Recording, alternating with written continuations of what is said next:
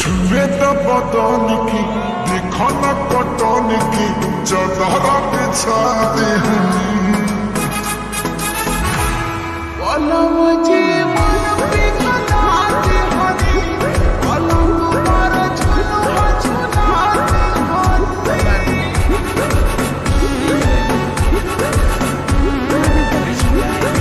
छुए तो बदन की देखो न कटन की चदर बिछा दे